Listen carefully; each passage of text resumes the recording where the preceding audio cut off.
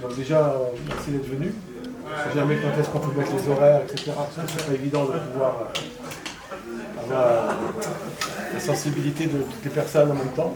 Donc aujourd'hui, on fait ça vendredi, à samedi soir. On a fait des dimanches matin, on a fait des vendredis. Donc là, on va faire un social club sur la reconversion du footballeur professionnel, ou ceux qui sont en passe de l'être. Donc il y a 3 anciens joueurs de la CVB qui sont présents. Ils se présenteront après, je ne vais pas faire leur palmarès, sinon j'en ai pas longtemps. Donc voilà, ils sont passés par la CVB, ils ont eu un parcours un petit peu atypique, cursus Clairefontaine, pour 2 d'entre eux. Pour Elias qui est parti un peu partout, il a voyagé. Ça commence par la Suisse, l'Allemagne, le Portugal, l'Algérie, le Maroc. La France, bien sûr.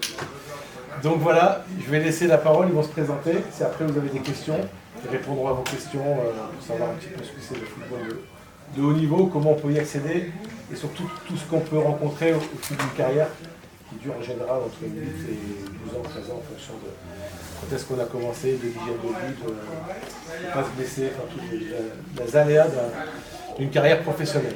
Voilà, on va laisser le plus jeune petit. Donc voilà, il va se présenter, puis après on enchaînera tranquillement. Merci à vous en tout cas d'être venu. Donc moi c'est Paul Charlot. J'ai fait 2 ans à la CVB en faisant DH en 14 fédéraux pendant que j'étais à Clairefontaine. Je suis parti à Valenciennes sur une formation. J'ai signé pro, j'ai commencé à jouer. Ensuite j'ai fait Bastia, Paris FC, Red Star et Amiens. Entre le national, la Ligue 2, la Ligue 1. Et j'ai annoncé ma retraite là en février. Donc c'est tout récent. C'est quoi votre poste? Gardien. Moi aussi, je suis gardien. Bonjour à tous, je m'appelle Yannick Aguemont. Pareil que Paul, j'ai commencé à Antony moi. J'ai commencé à Antony. C'est de là que j'ai fait la rencontre de Gilles. Il m'a ramené à la CVB. De là, j'ai pu intégrer l'INF Clairefontaine. J'ai passé mes 3 années là-bas. De là, je suis parti, j'ai signé un contrat et j'ai intégré le centre de formation de Toulouse. J'ai passé toutes mes années de formation là-bas, puis j'ai enchaîné sur un contrat professionnel. De là, après, je suis parti à Vannes, en national. Je suis parti aussi à Strasbourg. Et depuis Strasbour, ça fait 8 ans. Ça fait 8 ans maintenant, 8 ans que j'étais en Belgique. Je suis revenu récemment sur la région parisienne. J'étais parti 8 ans en Belgique, où j'ai pu jouer en première division, en deuxième division. Avoir un champion, avoir pu obtenir un titre de champion. Et voilà. Donc maintenant, je suis actuellement sur Paris. C'est pas encore la fin pour moi. Je peux encore demander. Non, c'est pas encore la fin pour moi, mais maintenant, à l'âge de 32 ans, on se rapproche de la fin, donc c'est important de regarder ce qui va se passer après ma carrière. Donc je suis là pour. En Belgique, j'étais à l'Union Saint-Gilloise, j'étais à Louvain et récemment à Girton. J'ai fait 3 clubs là-bas. Tu connais un peu la Belgique? Ouais. Je connais Bruges. Voilà. D'accord. Bon, voilà. Bonjour à toutes et à tous. Yes Sidiki, âgé actuellement de 35 ans, passé par la CVB également. Moi, mon lien, il est venu de Gilles. Je suis un joueur à lui depuis Antony, comme Yannick. J'étais avec Gilles très jeune, donc lui, pareil, quand il a switché à la CVB, il m'a emmené dans ses bagages. De là, moi, je fais mes classes à la CBB, puis j'arrive à obtenir un contrat en Suisse. De là-bas, je signe au centre de formation de Sedan, donc je suis formé au centre de formation de Sedan. Par la suite, j'ai un long parcours à l'étranger, contrairement à mes collègues. qui ont fait beaucoup d'années en France. Moi, j'ai fait beaucoup plus une carrière à l'étranger. Des pays un peu exotiques, à l'image de l'Algérie ou du Maroc. Après, j'ai joué aussi en Europe, au Portugal et en Allemagne. Et du coup, moi j'ai un parcours beaucoup plus atypique que eux, parce que eux ils ont eu des années, ça s'est beaucoup basé sur la formation française et moi beaucoup plus sur l'étranger. Donc j'ai eu un très court passage en France et ensuite je suis parti à l'étranger. Pareil, j'ai réussi à réaliser certains rêves, d'être aussi international algérien de mon pays, donc j'ai réussi à toucher l'équipe nationale. Et moi j'ai un parcours, comme je vous l'expliquerai par la suite, un peu plus atypique que mes deux confrères, mais une belle histoire aussi, et où Gilles m'a beaucoup accompagné durant toutes ces années. On a aussi une relation en dehors du football. Donc voilà, grosso modo, pour mon côté football. Et maintenant on se prépare aussi, moi du moins, moi je me suis beaucoup plus orienté sur mon après-carrière, qui aujourd'hui me passionne. Et donc moi j'ai arrêté il y a à peu près 2 ans maintenant. Et du coup je suis vraiment moi dans l'après-carrière et je fais que ça actuellement. Voilà pour... La Suisse, c'était à quel âge que tu es parti? Pardon? Tu es parti à quel âge en Suisse? J'avais 17 ans. Ouais.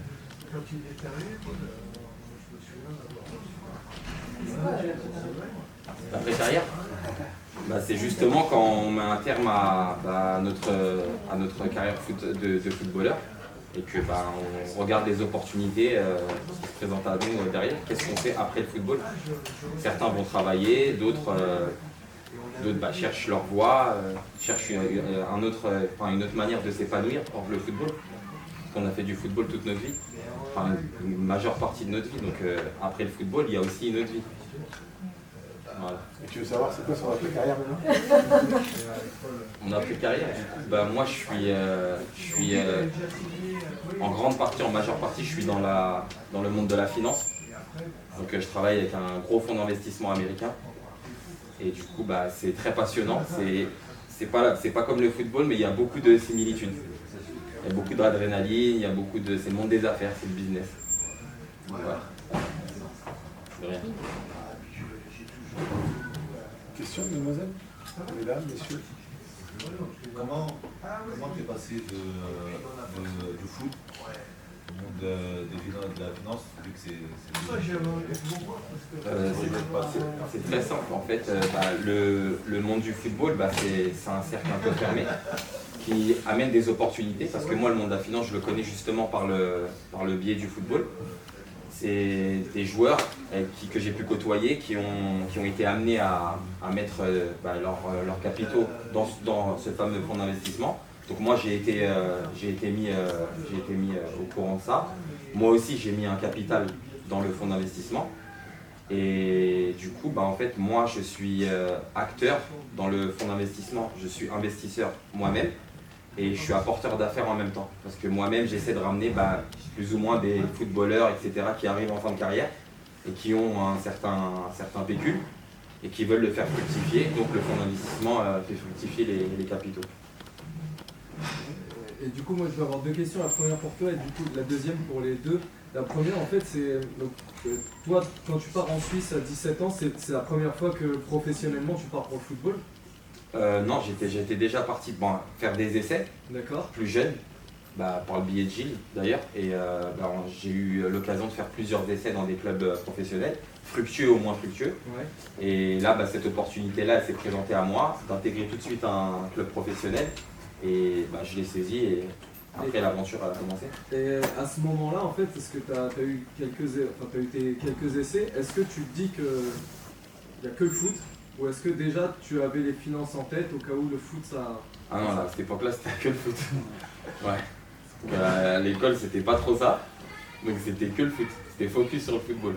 Okay. Du coup ça rejoint la question, parce qu'en fin de compte, alors, tu as fait Clairefontaine, c'est ça? Ouais, tous les deux on a fait. Vous deux, et du coup vous en fait à 13 ans, c'était lancé. Donc est-ce que vous imaginiez autre chose que le foot ou pas du tout? En tout cas, moi, pour ma part, Ça s'est fait naturellement, j'y pensais pas vraiment. Je pensais que à m'amuser pour vous raconter. Et je vais lui poser la question. Je sais même pas, c'est Gilles qui m'a inscrit à l'INF La Fontaine, j'étais pas au courant. J'étais pas au courant et un jour il vient me chercher, il m'emmène le premier stage, je crois, le premier stage, ça s'est passé sur le terrain derrière nous. Et après je passe étape après étape. Il y a combien, 4 ou 5 avec le stage. Ouais, 4 niveaux à passer. J'ai réussi à passer les 4 niveaux. Et de là, j'ai intégré l'INF La Fontaine et je ne réalisais pas forcément. Pour moi, tout se faisait naturellement. C'est arrivé à la 3e année. Je pense que j'avais 14 ans, 15 ans. Je me suis dit, ouais, j'ai envie d'être un footballeur professionnel. Mais avant ça, c'était vraiment que de l'amusement. Que de l'amusement, je prenais du plaisir à venir m'entraîner, à rigoler avec les copains en bas du quartier pour un five. Et c'était que de l'amusement. Après, arriver, quand on grandit, quand on côtoie le monde professionnel, quand on intègre le centre de formation, parce que l'INF La Fontaine, c'est bien, mais c'est le monde des bisounours. Arriver en centre de formation, là il y a la concurrence. Il y a la concurrence, c'est vraiment chacun pour sa peau et c'est pas tout le monde qui va signer un contrat professionnel. Et alors qu'on est combien, on est une trentaine de joueurs par génération, et on n'a que 2, 3 maximum qui vont réussir à décrocher ce contrat-là. Donc c'est différent de Clairefontaine. Moi j'étais le petit garçon qui disait tout le temps qu'il voulait être footballeur professionnel. Mais quand on est petit, on ne sait pas ce que ça représente réellement et on ne se rend pas compte de ce que ça veut dire, de ce que ça implique. Et un peu comme Yannick, les choses sont venues un peu naturellement. À l'époque j'étais à Ville d'Avray. C'est eux qui m'ont inscrit au concours de l'INF.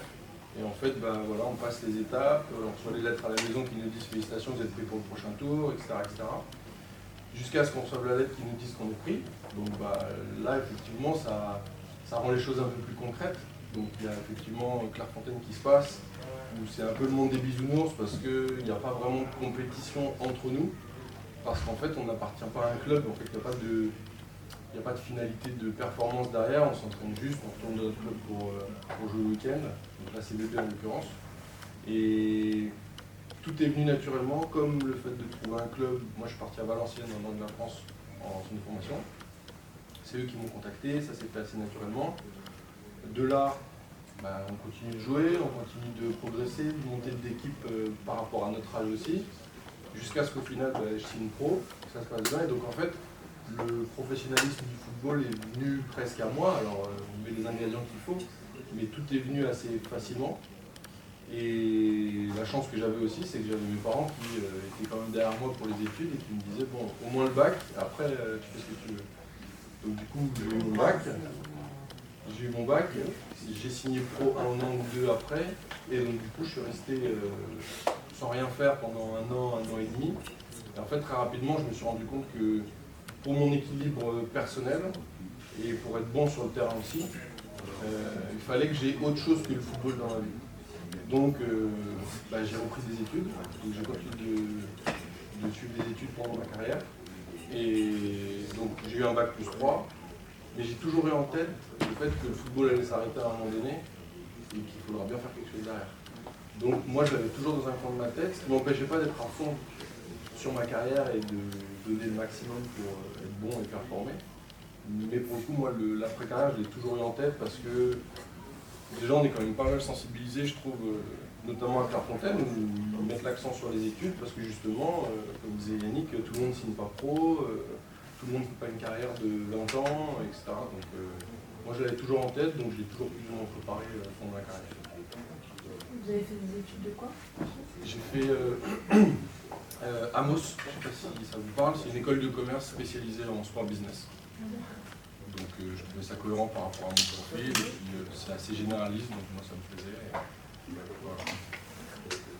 Et selon vous, qu'est-ce qui vous a permis de rentrer à Clairefontaine? Quels étaient vos atouts avec du recul? C'est un concours, donc c'est aussi par rapport aux autres. Ouais. C'est que Qu'est-ce qui, selon vous, vous a différencié?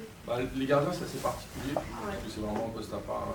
C'est pour sur ça le que je terrain. pose la question Voilà. à vous. Ah, d'accord.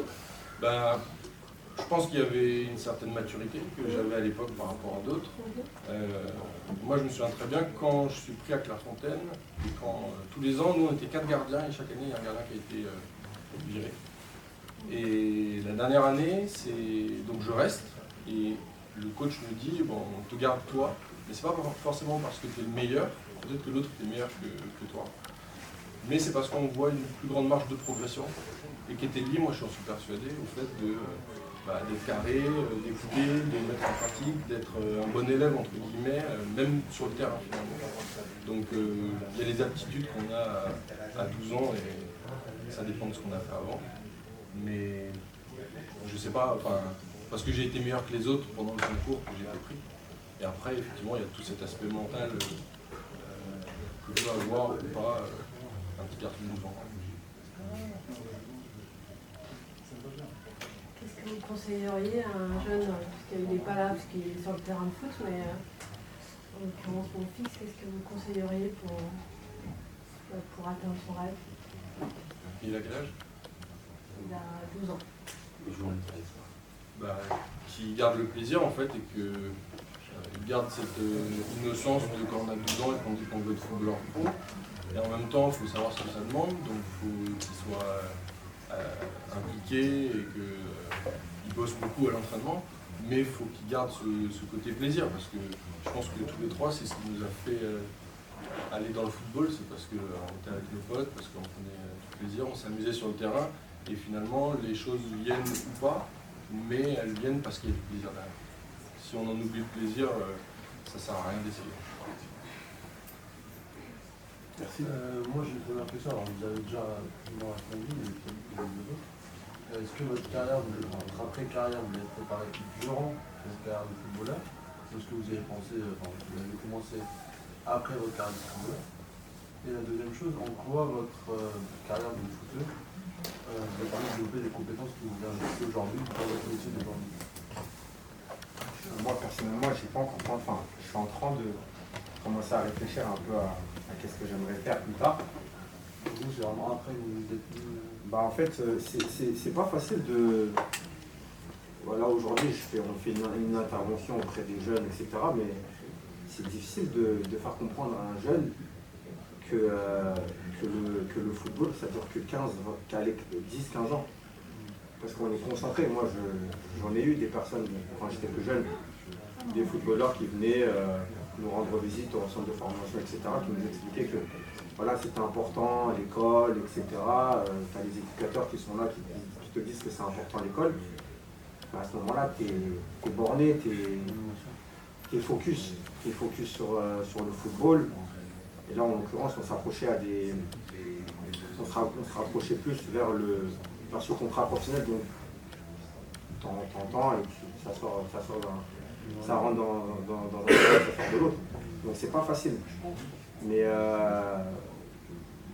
il y en a peut-être dans les 20 gamins, dans les 30 gamins, il y en a peut-être 3-4 qui vont écouter, qui vont penser à comme Paul l'a fait, qui vont penser à continuer ses études, et même si c'est 3 ou 4 sur 20, c'est déjà ça, c'est déjà bien. C'est déjà bien. Moi personnellement, là je commence à y penser, mais moi pour ma part, j'y avais pas pensé, personnellement. Moi, me concernant en carrière, j'y pensais pas du tout. Donc je rejoins ce qu'il dit, c'est qu'on est vraiment concentré sur nos perfs, etc. Donc comme ils peuvent en témoigner, c'est que les semaines et les saisons et les semaines se suivent, on a des matchs tous les week-ends, on s'entraîne 6 fois ou 5 fois au minimum par semaine. Le week-end, on doit performer, on a la pression des matchs, etc. Et ça s'enchaîne tout le temps, on a énormément de matchs. Et peut-être, entre guillemets, pendant les vacances, pendant 3 semaines, un mois en été, on a peut-être une pensée sur ouais, et demain si le foot il s'arrête, je fais quoi? Mais ça s'arrête là, quoi. On y pense vraiment très peu. Après aujourd'hui, je sais que ça s'est beaucoup plus développé, parce qu'ils sensibilisent beaucoup plus. Mais moi en tout cas, ma génération, c'était très peu. On est beaucoup moins sensibilisés, et avant c'était encore moins. Mais au-delà de ça, c'est que on a les occasions pour y penser un petit peu, mais on ne sait pas trop dans quoi on va mettre les pieds. Parce qu'on a été programmé et formé que pour jouer au football. Et quand on s'arrête, on ne sait pas trop ce qu'on veut faire, comment, est-ce qu'on va réellement aimer ça? Parce qu'il faut aimer faire quelque chose derrière. C'est ça, le gros problème, il est là. Et du coup, alors chez vous avez votre reconverti dans la finance, si j'ai bien compris. Exact. Du coup, quelles compétences que vous avez développées en tant que footballeur, aujourd'hui vous avez à réinvestir en tant que. Alors, je sais pas comment on appelle votre métier. Moi, je suis investisseur déjà, et en même temps apporteur d'affaires. Donc, et ça s'est fait vraiment sur le tas. C'est que moi, en étant d'abord investisseur, avec mon fonds d'investissement, j'ai créé un lien avec le gestionnaire du fonds d'investissement qui m'a dit clairement, pour être transparent, si tu as des gens autour de toi dans ton milieu qui est le football, d'où tu viens, qui peuvent aussi adhérer comme toi à vouloir placer de l'argent et à être rentier, on sera super content de les amener, etc. Donc moi j'ai fait jouer mon réseau, parce que je connais énormément de joueurs, je suis passé par beaucoup de pays, et donc le football ça ouvre des portes, forcément, donc on a une forme de respect des gens, etc. autour de nous quand on se déplace à droite ou à gauche, et ça crée des affinités, des liens, et donc j'ai fait jouer mon réseau avec mon répertoire. J'ai quelques personnes que j'ai réussi à tirer avec moi, qui eux, en faisant toile d'araignée, m'ont ramené d'autres personnes derrière, et d'autres personnes derrière. Et du coup, mes compétences réelles, c'est d'avoir joué au foot. Et ma carrière, elle a fait que derrière, j'ai pu avoir une crédibilité auprès des gens et un respect auprès des gens. Quand je leur amène l'affaire ou la chose, ils sont beaucoup plus à même de rentrer dans le fond que... Du coup, finalement, j'ai bien compris, c'est un peu qui vous a permis ça. Quelles compétences vous avez pu développer du coup à faire ce nouveau métier que vous n'avez peut-être pas avant en étant encore en les compétences que j'ai pu développer, honnêtement, ça va être plus de côté business, quand je suis en réunion, etc., où j'ai des rendez-vous, j'ai développé un petit peu cette culture affaires, où il faut réussir à convaincre quelqu'un, parce que de base, nous les joueurs, on est assez introvertis, on est beaucoup casaniers à la maison, etc. Là, il faut un peu sortir, parler aux gens, amener la chose pour que les gens ils soient convaincus qu'ils peuvent le faire, etc. Donc après, socialement parlant, c'est quelque chose de top. Donc j'ai développé un peu ce côté social et un peu businessman quelque part. Donc c'est une fibre que j'avais pas au départ, du tout. Parce que moi pour ma part, je viens de quartier, on a une certaine mentalité, etc. Et là quand on arrive dans le monde des affaires, de la finance, etc., c'est un monde assez vaste, qu'on ne connaît pas du tout. Et on a affaire à des gens, un peu des grosses têtes, etc. Et je me mets à leur hauteur et j'ai pas à rougir devant eux quand je parle avec eux. Moi je pense que le foot, notamment avec Clairefontaine, on part de chez nous, on a 12 ans, 12-13 ans. Donc on acquiert par la force des choses une maturité. Et entre guillemets, on apprend un peu plus vite la vie qu'un enfant classique qui va avoir un cursus classique. Donc, et ça, je pense que du coup, ça nous met en avance par rapport à des personnes du même âge. Et après, il y a quand même le côté compétiteur. De base, on est des compétiteurs, on veut tout gagner. Et le monde du football est quand même un monde pas de bisounours, justement. Donc, ça développe aussi des qualités mentales, d'abnégation. Mais chez tout sportif, je pense, c'est pas particulier au footballeur. Et je pense que ça, c'est justement des choses qui, dans l'après-carrière, plaît beaucoup, que ce soit parce que si demain on cherche un job dans une boîte, notre profil de par ces compétences-là qu'on a développées va plaire. Mais si demain on veut être entrepreneur, on aura aussi les qualités d'entrepreneur parce que justement on sait ce que ça demande de vraiment se donner à fond dans un projet et de le faire réussir.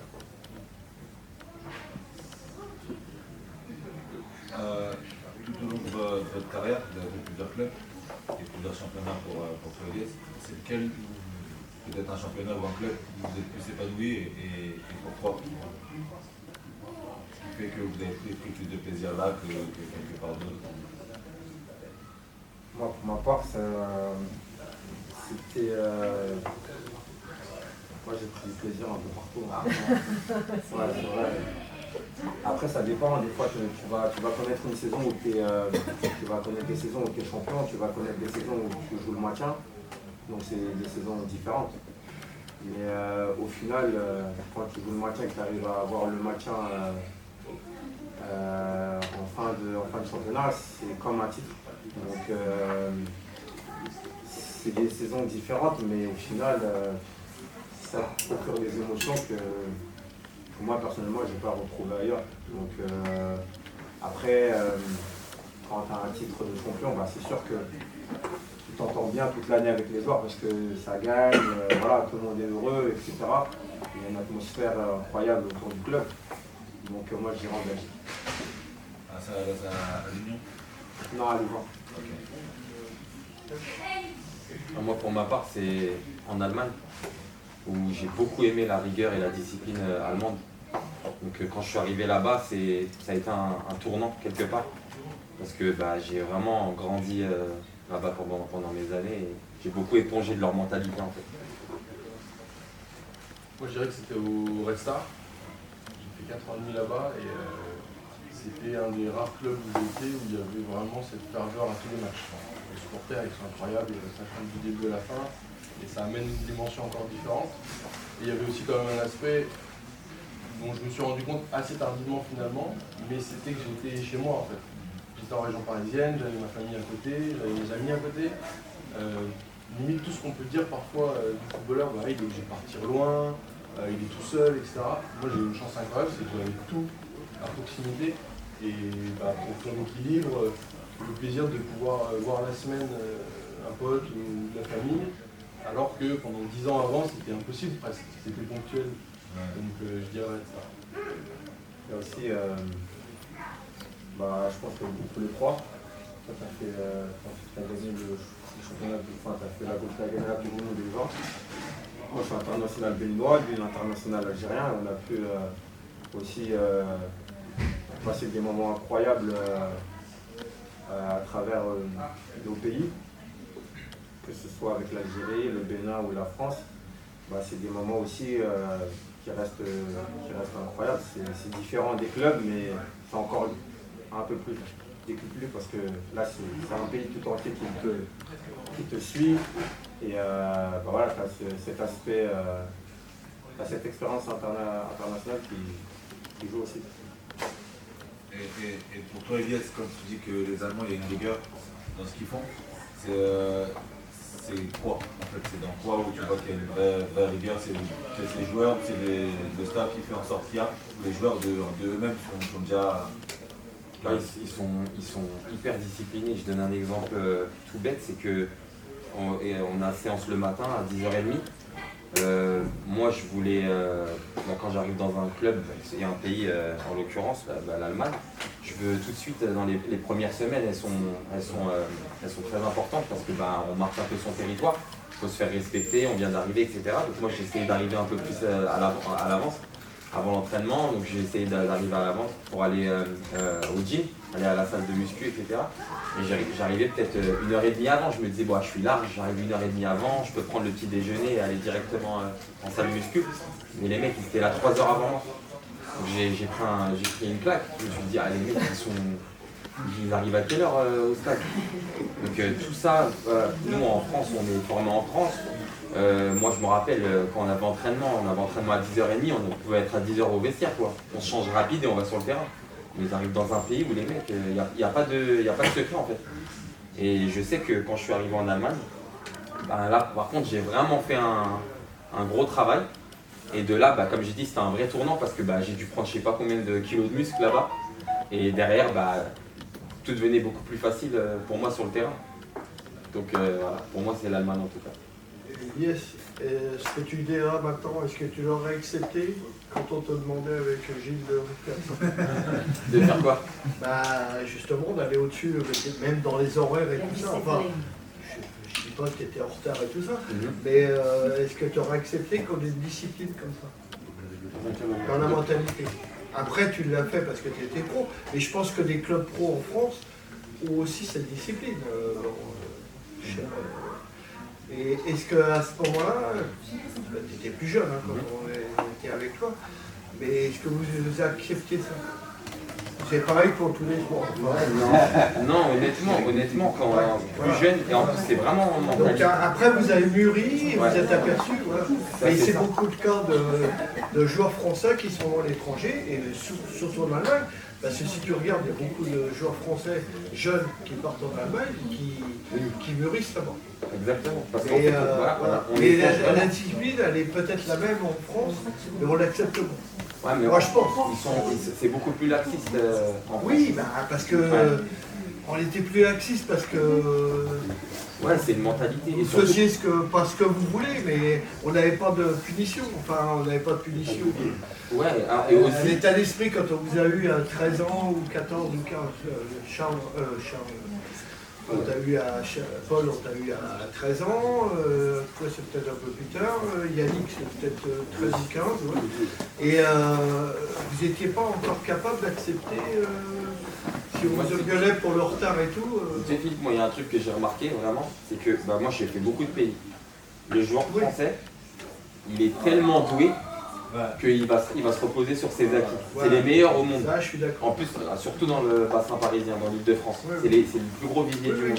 Donc en fait, il se repose sur ses acquis et partout où il va, il est respecté.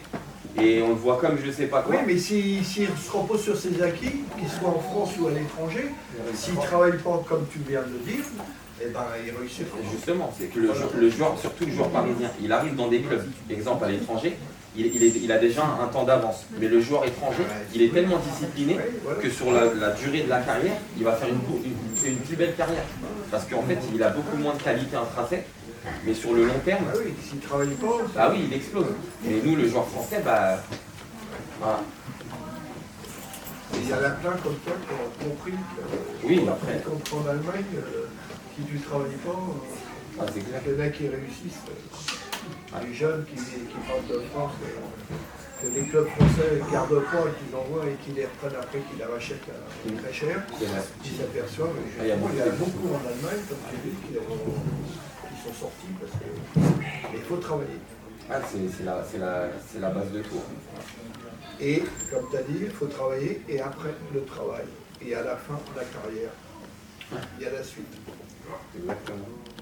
Ça, c'était quelque chose de volontaire en Allemagne par rapport à cette équipe, ou c'était l'initiative de tous les joueurs d'arriver à 7 heures de mat? Parce qu'on entend beaucoup dire que les joueurs français découvrent le professionnalisme à l'étranger. C'est véridique. C'est comme ça? Ouais, c'est vraiment dans leur mentalité. Donc ici, par exemple, l'horaire c'est 10, midi, c'est fini. Là, non, ça commence à 7 heures. Ah oui. C'est pour ça que les mecs arrivent à 7 heures. Et, non, ça commence pas à 7 heures. C'est que nous, on a entraînement à 10h30. On doit être sur le terrain. Après, nous, on a notre vestiaire et on est autonome. Et on sait qu'à 10h30, on n'est pas en retard sur le terrain. Le fait d'arriver en avance, c'est une initiative du groupe ou c'est une position du club? C'est dans les gènes des joueurs là-bas. C'est qu'en fait, ils sont programmés comme ça. Eux, ils arrivent très tôt. Le staff est là déjà. Oui, le staff est là. Mais ils ne sont pas à surveiller les joueurs ou quoi que ce soit. Ça, c'est le travail de l'ombre. Chacun fait comme il a envie. Mais les joueurs, moi, quand je suis arrivé, j'arrivais très tôt. Déjà pour moi, j'arrivais très tôt, 1h ou 1h30 avant. Et quand j'arrive dans le vestiaire, je vois qu'il y a déjà tous les joueurs qui sont déjà dans le vestiaire. Je me dis, ouais, ils sont arrivés à quelle heure pour être là déjà? Dans la majorité, les joueurs sont des Allemands. Majoritairement, ouais, ce sont des Allemands. Après, il y a quelques étrangers, mais le 3/4, c'était des Allemands. Moi, je voudrais revenir sur votre après-carrière. Je sais qu'il y a un concept théorique qui est beaucoup entendu sur l'après-carrière du genre, c'est la petite mort du joueur. Est-ce que vous l'avez ressenti ce truc-là? Est-ce que c'est véridique? Est-ce que c'est... Peut-être que vous, ça vous est tombé dessus juste après, vous l'avez peut-être pas entendu, je ne sais pas, mais comment vous... Je sais qu'il y a beaucoup d'articles là-dessus. Je dirais pas une petite mort parce que c'est fort. Oui, c'est fort. C'est vrai qu'on entend souvent ça. C'est le concept Les gens disent généralement. souvent ça. Je pense que ça dépend vraiment des personnes. Ça dépend des mentalités, des personnalités. Ça dépend aussi de comment est-ce que l'après-carrière vient. Est-ce que c'est ta décision? est-ce que c'est une blessure qui fait que tu es obligé d'arrêter?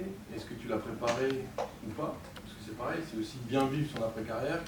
En tout cas, personnellement, c'est le fait d'y avoir pensé avant, de m'y être projeté également, qui me permet de le voir comme un challenge. Et en fait, je reste dans ma mentalité de compétiteur, c'est-à-dire, bah, ok, je fais le bilan, j'ai eu cette carrière-là, j'ai réussi à faire ça, plutôt content. Bah, maintenant, il y a un autre truc. Donc en fait, je suis toujours dans le mouvement, je suis toujours vers l'avenir. Je suis pas en train de me dire, ah, c'est terminé, c'était bien quand même. Parce que j'ai cette mentalité qui fait que je regarde vers l'avenir et je préfère me concentrer sur des projets à venir que sur des choses qui sont terminées, qui étaient peut-être belles et parfois on en discute, mais c'est plus le moment présent. Il n'y a pas un moment de dépression, parce que voilà, la journée, quand même 15 ans, on l'a fait, ça se casse d'un moment à l'autre. Non? Si, quand même. Moi, en tout cas, pour ma part. Ouais.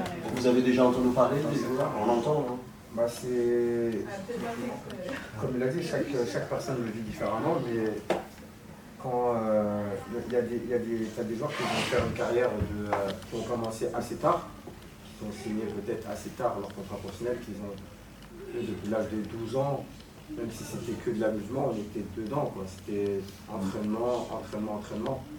Donc arrivé à un certain âge, tu ressens pas cette lassitude, mais tu te dis, ah, t'as fait ce qu'il fallait quand même.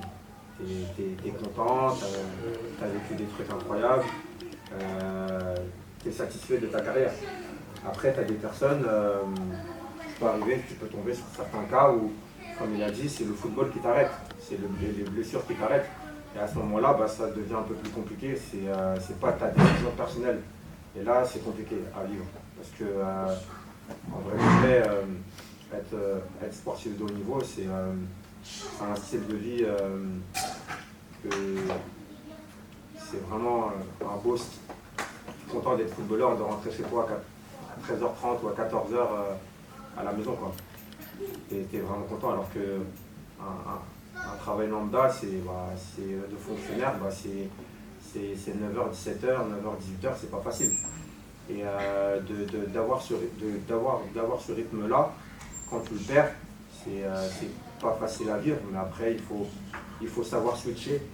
Et je reviens à ta question, bah, tu vois, toute cette période de footballeur, bah, tu arrives à switcher assez rapidement, ou pas, mais quand même assez rapidement, parce que tu as des changements d'entraîneur, tu vois. Par exemple, tu as des changements d'entraîneur, tu es obligé de switcher. Tu étais titulaire avec un entraîneur, il y a un nouvel entraîneur qui arrive, tu n'es plus titulaire, donc tu dois switcher assez rapidement à ses idées, c'est une autre manière de travailler.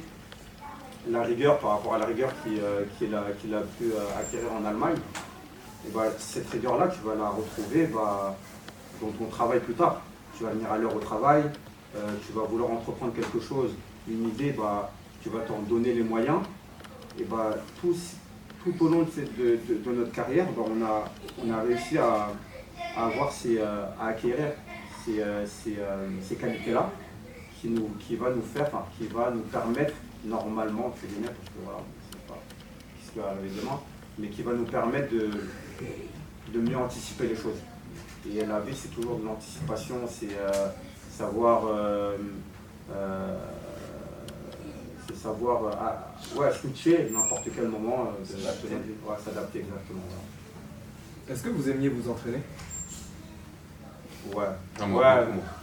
Parce que des fois, c'est compliqué. Si on n'est pas passionné, c'est compliqué. Non, mais en fait, je vous pose la question, je ne l'aurais peut-être pas posée, là vous êtes en face de moi, mais vous êtes en forme. Et on voit plein de joueurs qui, après carrière, ils explosent. Mais c'est souvent des joueurs qui n'aimaient pas s'entraîner et qu'en fin de compte, ils sont tellement privés que l'après-carrière, ils relâchent tout. C'est négatif. Ouais. Ça, c'est Gilles qui donne un programme. C'est possible comme ça, c'est bon ça.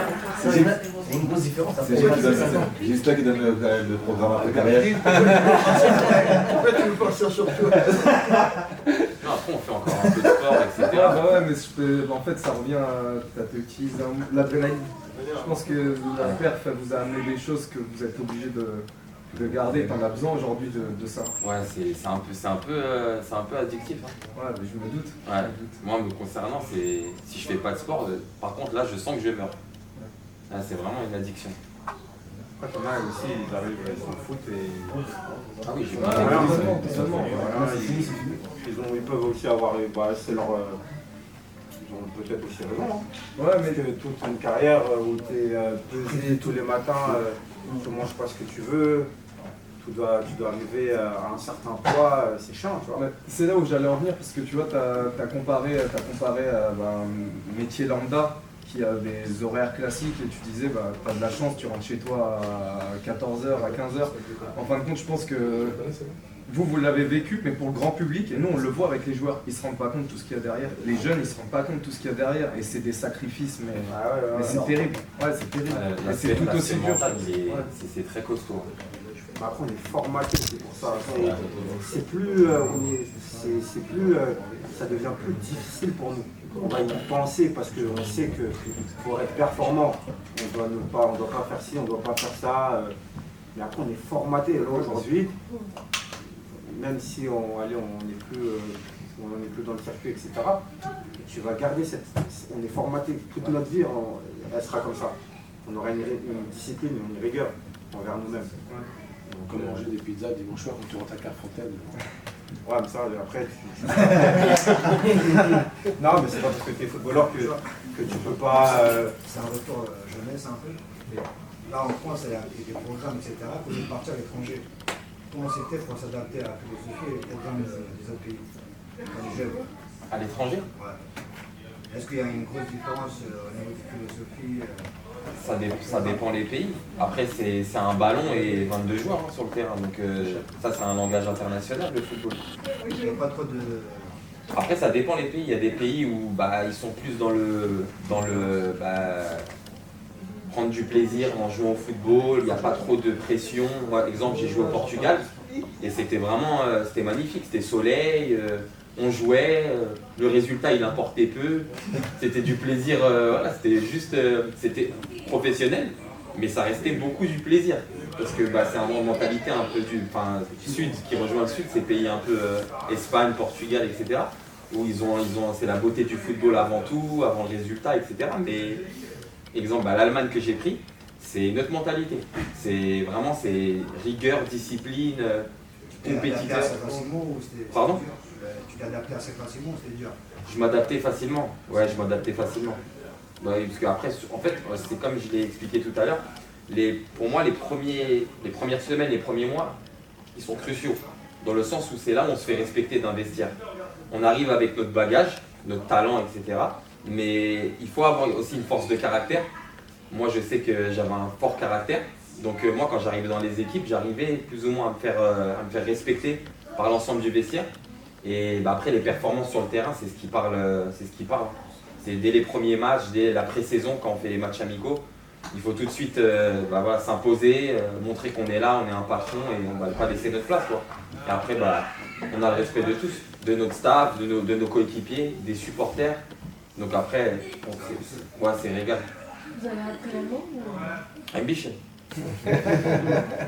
Non, c'est pas. Ouais, si. T'es entre le Portugal.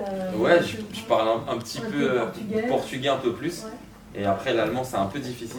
Non, mais c'est bien de le dire aussi aux jeunes parce qu'à l'école, là, au collège, ils apprennent les langues parce que derrière le footballeur, c'est important. Il n'y a pas que l'anglais. Moi, pour exemple, à l'école, j'étais pas terrible, voire je rigole. Hein.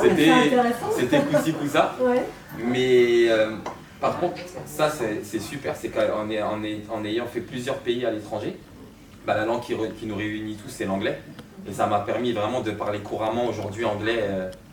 Vraiment, je parle couramment l'anglais, je parle un petit peu portugais, donc je le comprends beaucoup. Mais je peux répondre aussi. L'allemand aussi, pareil, un petit peu.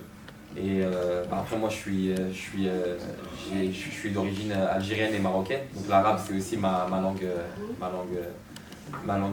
pas natale, mais du coup, ouais, exactement. Et du coup, j'ai développé pas mal de langues. L'allemand, par contre, je le comprends très bien aussi.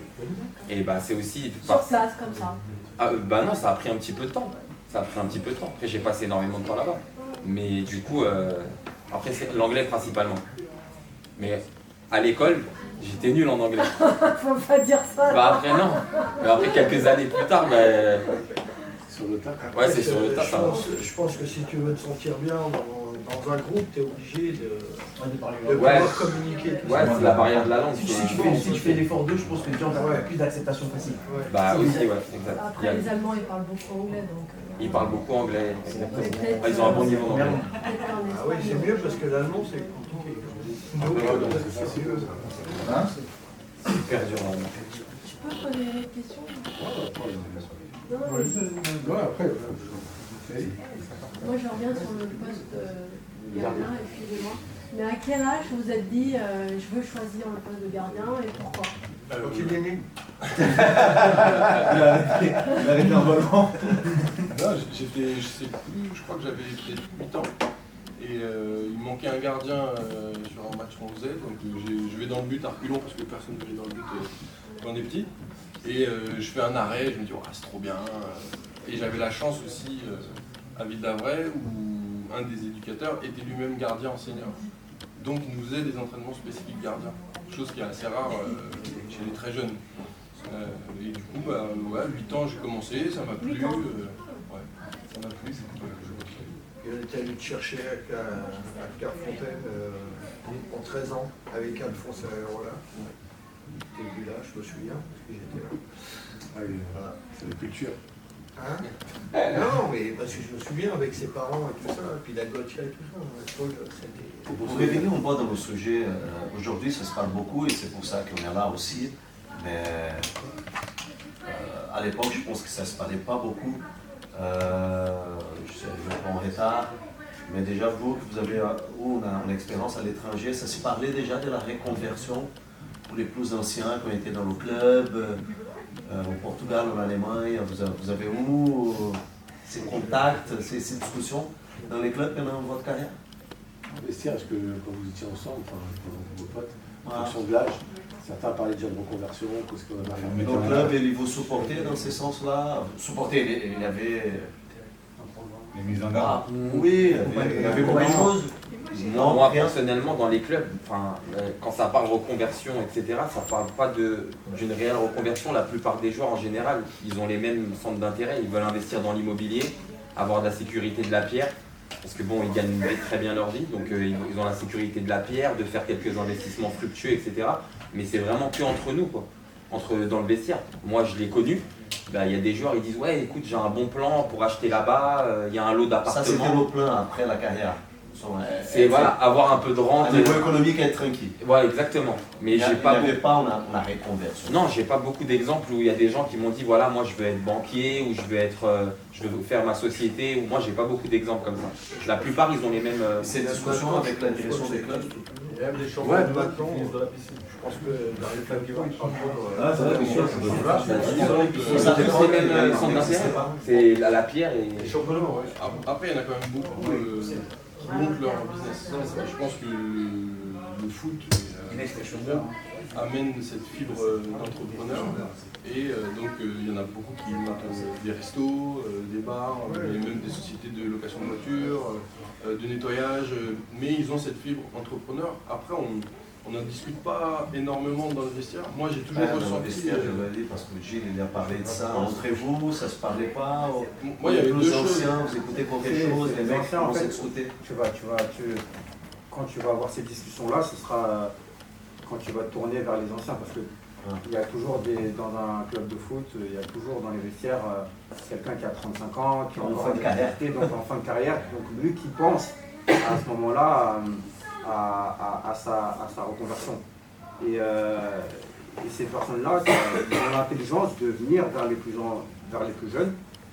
À ce moment-là, d'en parler avec les plus jeunes. Moi, je sais que moi, j'ai eu l'occasion d'en parler avec des anciens qui venaient me voir. Voilà, il faut commencer à t'inscrire pour la formation d'entraîneur, etc. Et c'est plus les anciens qui vont essayer de... Tu vas les écouter parce qu'ils font encore partie de ta bulle. Quand c'est quelqu'un de l'extérieur, t'as moins confiance. T'as moins confiance, tu l'écoutes. Voilà, il n'y a pas la proximité, exactement. Et quand c'est quelqu'un de ton cercle fermé, et tu vas l'écouter naturellement parce que généralement c'est le capitaine, etc. Donc tu vas y voir. Et dans les clubs, je reviens dans la question où il n'y avait pas ces sujets. Aujourd'hui, il y a un truc de sensibilisation qui est mis en place par l'UNFP, donc le syndicat des joueurs. Ils ont un service reconversion et ils ont cette démarche. Là, ils le font même dans les centres de formation, donc chez les jeunes. Ils passent aussi tous les ans au moins une fois pour présenter les différents services qu'ils ont. Et il y a ce service reconversion et ils proposent, mais c'est souvent les mêmes choses, c'est-à-dire les diplômes d'entraîneur, les choses comme ça. Et rester dans le monde du foot. Rester dans le monde du foot. Mais c'est la seule chose aujourd'hui qui potentiellement parle de reconversion pendant la carrière du footballeur. La formation est un peu trouvée, mais est-ce que vous avez pensé à un moment donné à rester dans le monde du football en tant qu'éducateur, en tant que recruteur, en tant que directeur sportif? Moi personnellement, en tout cas, ouais, j'aimerais rester dans le monde du football. Parce que c'est. Vous avez déjà une idée du poste que vous voulez? Du poste, non. Bah, j'aimerais bien. Après, c'est compliqué. Non, mais c'est. Non, mais par exemple, une fois que tu vas commencer tes diplômes d'entraîneur, au début, tu es numéro 3. Et après, il y a cette fibre de compétiteur où tu vas dire, bah vas-y, je veux être l'adjoint du coach. Et après, une fois que tu es adjoint, bah, tu vas vouloir devenir numéro 1.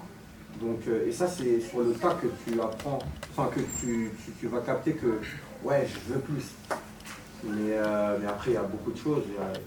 Il y a beaucoup de choses dans le football. Il y a le directeur sportif, où là, ça se rapproche un peu plus de la finance, etc.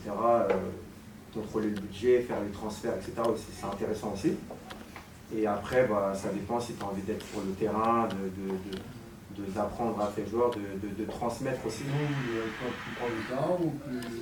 Moi, actuellement, j'aimerais être plus proche du terrain. Parce que c'est ce qui m'anime. C'est ce goût du résultat, le week-end, l'approche du match, tout ce qui est tactique. Et ouais, c'est ce que j'aimerais. Ouais, c'est de l'argent. Ça peut être compatible, hein. Entre son taf et puis être aussi coach, ça peut être compatible. Non, moi, ça prend du temps. Je suis loin du terrain, mieux c'est. Ah ouais, moi, je suis fatigué. L'administration d'un club, etc., le directeur sportif. Ah non, vraiment ça, pas. c'est quand tu auras fait forquer. Ouais, vraiment. Alors, tu regardes encore le foot? Oui, bien sûr. Ouais, je reste passionné. Mais par contre, d'être vraiment proche, coach, etc., transmettre, oui. Enfin, je joue encore un petit peu là, mais si je peux transmettre à des joueurs avec qui je joue un peu plus jeunes, etc., oui. Mais après, d'être coach, réellement coach, ou d'avoir un métier en lien direct avec le football, non, parce que je suis passionné par ce que je fais en fait. Et maintenant, je me vois mal retourner. Il a trop compris comment on a embêté pendant des années. Moi, j'ai pas envie d'être en lien direct avec le terrain et le monde du foot pro, parce que la réalité, c'est que c'est un monde dur aussi. C'est un monde de requins, il faut se battre tout le temps.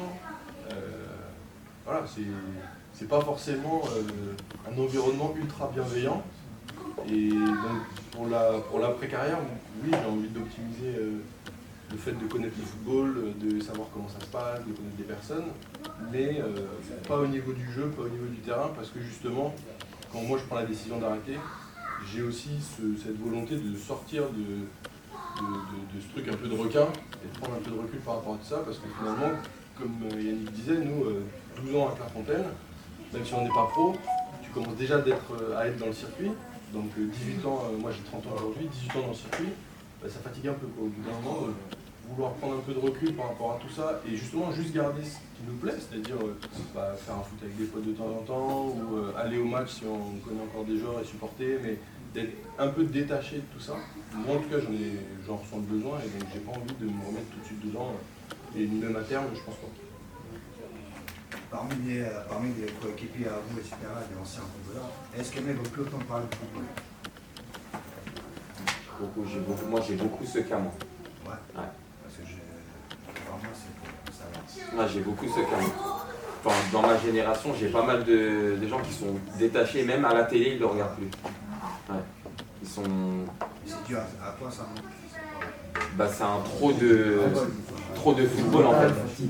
Parce que quand on est spectateur derrière la télé, c'est différent quand on est acteur. Et on mange football pendant des années, matin, midi, soir. 7 jours sur 7 pratiquement. Ouais, ça sature, c'est vrai que ça sature. C'est que ça. On dort, on mange, on vit football. Donc après, quand on sort de ça, on a besoin de couper. Ah, voilà. Ils s'intéressent au tennis, au basket, mais pas au football quoi. Moi j'ai pas mal d'exemples comme ça. Au padel, ouais, exactement. Il faut investir dedans, ça marche. Ah, j'aimerais bien. J'ai ça en tête. Dans le padel. Excusez-moi, j'ai 3 questions pour vous. 10 à l'IS. 3 Ouais, je t'en laisse une. Il a dit deux. Il a tout gardé, il a dit voilà, j'ai 5 questions maintenant. Du coup, la première question c'est à vous trois. Quelle était votre hygiène de vie quand vous étiez dans les centres de formation? Ça c'est la première question. Et le deuxième c'est yes. Du coup, pour être un bon milieu défensif, selon vous, qu'est-ce qu'on doit faire? On va répondre à la première déjà, ouais. Chacun de nous, après je passe à la deuxième si tu veux. Du coup, moi pour répondre à ta question, je vais parler d'abord de l'hygiène du football. C'est que moi en tout cas, peut-être que eux non, moi quand je suis arrivé en club professionnel, j'étais déjà en appartement. Donc j'ai pas eu l'étape internat. Donc moi j'étais pas au centre de formation logé au centre de formation, j'avais déjà mon appartement. Donc il fallait que je fasse à manger. J'étais nul. Donc c'était un peu. Franchement j'essayais d'arrondir les angles. J'essayais de manger un peu correctement, mais des fois je mangeais un peu des kebabs, etc. Donc je faisais un peu tout et n'importe quoi. Mais plus j'ai évolué dans ma carrière et je me suis discipliné aussi, même au niveau de l'alimentation. Je mangeais bien, je mangeais au club. Donc dans les clubs, ils nous donnent des repas de sportifs. Donc on a un buffet, mais bon, c'est bien structuré, les repas sont bien structurés. Et donc l'hygiène, elle est très importante, bien dormir aussi. Très important de bien dormir. Et j'en parlais tout à l'heure, l'aspect en dehors du terrain, donc travail de l'ombre, de la salle, etc., il est hyper important. Parce que en fait, quand tu structures ton corps, tu le muscles, etc., pour performer, tu as les résultats tout de suite derrière, tu vas plus vite, tu sautes plus haut, tu cours plus longtemps, tu es plus solide à l'impact et ça s'en ressent dans tes performances, tu vois, le week-end, etc. Donc l'aspect football entraînement avec le groupe, c'est une chose, tu progresses avec tes coéquipiers, avec tes coachs, etc. Mais l'aspect aussi travail de l'ombre, seul, où tu vas au gym, à la salle de musculation et tu travailles pour performer toi, ton corps, cet aspect-là, il est énormément important. Je vais laisser répondre et après je répondrai à ta question pour le milieu défensif. Ouais, après, on peut dire que aujourd'hui le football, c'est le résultat. C'est-à-dire que si tu n'es pas performant, tu es sur le banc, voire tu es hors du groupe. Donc tu vas le faire naturellement. Tu vas voir si tu vas passer un week-end, 2 week-ends, 3 week-ends hors du groupe ou sur le banc, tu vas commencer à te dire ah mais il y a quelque chose qui ne va pas. Donc toi-même, naturellement, tu vas changer les choses. Tu vas manger sainement, tu vas dormir plus tôt, tu vas aller à la salle, tu vas prendre un coach individuel qui va te faire des séances individuelles après les entraînements. Et tout ça, ça va se faire naturellement parce que tu voudras être performant et tu voudras gagner ta place, tout simplement. L'hygiène de vie, on est quand même vachement encadré. On est à Clairefontaine pendant 3 ans, c'est l'internat. Le centre de formation, c'était l'internat aussi, donc tous les repas ils sont déjà préparés, il y a des horaires respectés. Ça passe pour être sûr que les lumières des chambres c'est éteint, que ça dort, etc. Donc pendant pratiquement 5 ou 6 ans, on est formaté comme ça et ça laisse des traces, donc finalement derrière on les garde quand on a un peu plus de liberté avec un appartement ou autre. Donc le milieu de terrain. Milieu de terrain, je suppose que tu veux milieu de terrain. Il essaye. Il essaye. D'accord. Tu m'avais demandé, comment être un bon milieu de terrain, c'est ça? Honnêtement, pour cette question-là, je vais avoir une réponse bateau, mais il n'y a pas de comment être un bon milieu de terrain. C'est que je suppose que tu as un talent de départ. Et bah, après, tu développes tes qualités et tu essaies d'améliorer tes lacunes, tes défauts, etc. Le football actuel, il demande à ce que les milieux de terrain ils sachent tout faire en vrai. Parce qu'avant, c'était un peu plus ingrat comme poste. C'était je récupère, je donne et les autres ils font la magie. Mais je pense qu'aujourd'hui, le milieu de terrain moderne, il doit savoir un peu tout faire, récupérer le ballon, en même temps aussi animer le jeu offensif, faire les deux surfaces, offensif et défensif, faire le jeu. Je sais pas si tu es un joueur très technique ou non, si tu manies bien le ballon. Non? Pas trop? Ah, t'es plus dans le charbon, le combat. Donc essayer de mettre plus de palettes à ton football, tu vois. Essayer de t'améliorer un peu plus techniquement. Le contrôle passe, de prendre les infos, tu vois. C'est un poste où il y a beaucoup de joueurs autour, on est vraiment au centre. Donc c'est un poste où il faut toujours être éveillé. Beaucoup de prise d'information, de positionnement du corps pour jouer plus vite, etc. Mais après, il n'y a pas réellement de manière d'être un bon milieu de terrain. Il y a tout type de milieu de terrain. Il y a des N'Golo Kanté, il y a des Rodri, il y a des Sergio Busquets, il y a des De Bruyne, tu vois. C'est plein de milieux de terrain différents. Chacun a ses qualités et ses défauts, mais il n'y a pas réellement de comment être un bon milieu de terrain. Tu développes tes qualités. Ils deviennent des magiciens aujourd'hui. Pardon? Aujourd'hui, ils deviennent des magiciens. Des milieux. Un peu, quoi. Créateurs. Il y a tout type de milieux. Il y en a qui sont plus dans le charbon et qui récupèrent des ballons. Ils ne sont pas très doués avec leurs pieds. Un exemple, il a fait une magnifique carrière, c'est Blaise Matuidi. C'est pas un fou de guerre comme joueur. Mais par contre, il était partout. Il était dans les quatre coins du terrain. Un guerrier. Un guerrier, il a fait une énorme carrière. Durant votre carrière, est-ce qu'il y a, ça va être une question avec deux questions aussi, est-ce qu'il y a un coach qui vous a plus marqué que les autres et pourquoi? Et des moments où vous jouiez moins, est-ce qu'il y a un coach qui vous a marqué et vous jouez moins, vous avez continué à l'apprécier? Qu'est-ce qui a fait que vous l'avez apprécié quand vous jouez moins et que vous avez gardé un lien avec lui? Moi, c'était... Là, actuellement, c'est celui qui est devenu le sélectionneur du Cameroun, avec qui j'ai eu un lien particulier et je l'ai beaucoup apprécié. Il m'a beaucoup appris et j'ai joué comme j'ai pas joué avec lui. Ouais, mais après sur l'aspect humain, ça a pas. On s'est vraiment pris la tête, vraiment. Mais quand tu aimes une personne, ça s'estompe. Donc naturellement tu vas revenir vers lui et vous allez discuter, parce que c'est un entraîneur, mais ça reste aussi t'as le footballeur et t'as l'homme, tu vois ce que je veux dire. Donc quoi qu'il arrive, tu as des sentiments qui naissent. Voilà, donc un coach, il va se dire, enfin, il a des sentiments un peu plus vers chaque joueur, même si ça reste un coach. Et moi j'avais une relation un peu particulière avec lui. Ça s'est bien passé, mais sur la fin ça s'est moins bien passé. Mais au final, on a su garder on reste en contact et ça se passe pas mal. C'était quoi déjà la question? C'est quand vous jouiez moins ou qu'est-ce qui faisait qu'il y a des coachs où quand on joue moins, on s'entend quand même avec eux? Peut-être parce que parfois il y a des coachs qui vont donner plus d'attention à ceux qui jouent moins. Ils vont essayer d'être plus proches de ceux qui jouent moins que ceux qui débutent. Après, donc, poste de gardien, c'est un peu particulier parce que de temps en temps, tu es numéro 1, tu peux perdre ta place, mais souvent ça change quand même pas énormément. Et puis quand tu es numéro 2, tu sais que tu vas être numéro 2 toutes les saisons.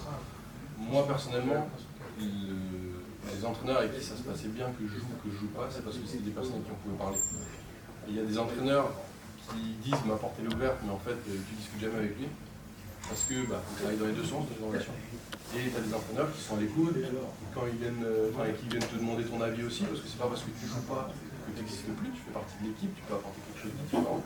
Et moi, c'est le fait qu'il y ait toujours ce dialogue avec l'entraîneur qui est important pour moi, pour comprendre aussi les décisions qu'il prend, et pour savoir ce que je devais faire pour récupérer la place ou m'améliorer, en tout cas.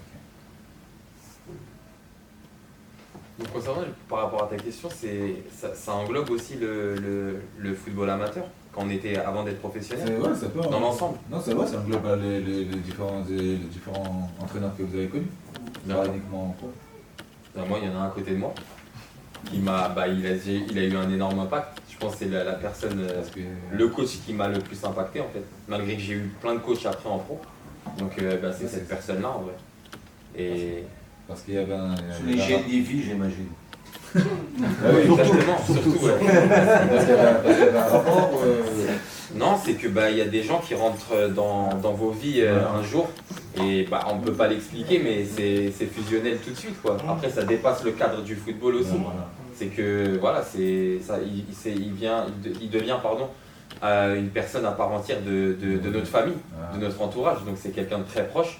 Et malgré que j'ai eu un tas de coachs moi en pro, où ça s'est toujours bien passé, mais ils m'ont pas réellement impacté au jour d'aujourd'hui. Je ne vais pas en garder un souvenir impérissable. Mais par contre, Gilles, que j'ai eu très jeune, qui m'a connu très petit, ça fait 20 ans. Ça reste. Ça rajeunit pas. Voilà, on est toujours en contact aujourd'hui. Voilà, je pense pas qu'il y ait énormément de gens qui ont eu des coachs étant petits et qui ont gardé aussi un lien aussi fort avec leur coach. Donc moi, je dirais que c'est même pas le côté professionnel, c'est quand j'étais amateur, il m'a plus impacté que des coachs que j'ai eu en pro. Quoi. Et tu jouais toujours avec lui? Ouais, j'étais capitaine aussi. C'est pour ça qu'il avait le bras sacré derrière. C'est qui aussi d'aller avec lui? Je voulais, mais c'est là. Voilà. Jules est capitaine. Pourtant, t'avais le même profil, tu faisais Anthony et tout. En plus, il y avait des sacrés joueurs dans ma génération. Remplissez les cases, tu viens d'Anthony, t'aurais le brassard. J'aime de vie. C'est l'hygiène de vie, descendu au club, ça.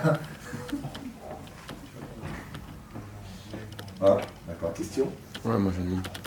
Est-ce que par le fait de ne pas avoir une enfance comme les autres, du fait d'avoir été à Clairefontaine ou peut-être même d'avoir été en centre de formation, est-ce qu'il y a des choses que vous regrettez ou des manques que vous avez eus et que, je sais pas comment vous dire, est-ce qu'il y a des choses qui, je sais pas, peut-être de ne pas avoir été à l'école comme tout le monde, je sais pas, des choses différentes, des regrets que vous avez pu avoir, je sais pas. Des manques, on en a eu plein. Ouais, c'est ça aussi que je veux savoir. On a fait des choix différents, ouais. Mais après, c'est comme tout, c'est ce que tu n'as jamais connu, est-ce que ça peut vraiment te manquer? C'est ça. Donc on a eu un parcours différent, avec des contraintes, mais comme toute situation. Aujourd'hui, moi, quand je fais le bilan, je pense que ça m'a apporté énormément de choses. Et je me dis, je sais pas, mais je me dis peut-être même plus que si j'avais eu un parcours classique. Okay. Et ouais, je vois le bon côté des choses, quoi, mais c'est évident que de temps en temps, quand on est pro, les vacances c'est le mois de juin. Je choisis pas. Les jours fériés, ça n'existe pas non plus pour nous. Les week-ends non plus. Donc, mais c'est acté, c'est comme ça, on connaît les conditions, donc on s'en plaint pas, on sait dans quoi on met les pieds. Et puis ça nous apprend des choses différentes. Après, moi, pour ma part, c'est par rapport à mes parents. Je pense que tu perds un peu, pas tu perds, mais vu que tu es autonome, tu gagnes un peu d'argent assez tôt, tu es responsable, tu ne demandes plus à papa et à maman, tu peux m'envoyer un peu d'argent de poche pour lancer une carrière de basket, pour aller au cinéma. Donc du coup, tu les appelles moi. Moi, peut-être que si j'ai un petit regret, je sais pas. De pas avoir l'argent de poche. Non, mais ce lien-là que vous. Non, mais ce lien-là que tu as avec tes parents, que tu les appelles tous les jours pour savoir comment ça va, etc. Tu le fais moins parce que tu es en centre de formation, donc tu es toujours avec tes amis, tu es toujours au truc. Et moi, c'est le seul regret que j'ai. Et je pense que tu perds. Après, c'est pas tout le monde, hein. Mais quand j'en parle avec certains joueurs, ils ont un peu ce ressenti-là. C'est cette distance que tu mets un peu. Tu ne vas pas tout leur raconter. Tu ne peux pas tout leur raconter si ça ne va pas bien, etc. Donc, ouais, c'est cette distance. Moi, si j'ai un regret, c'est cette distance-là.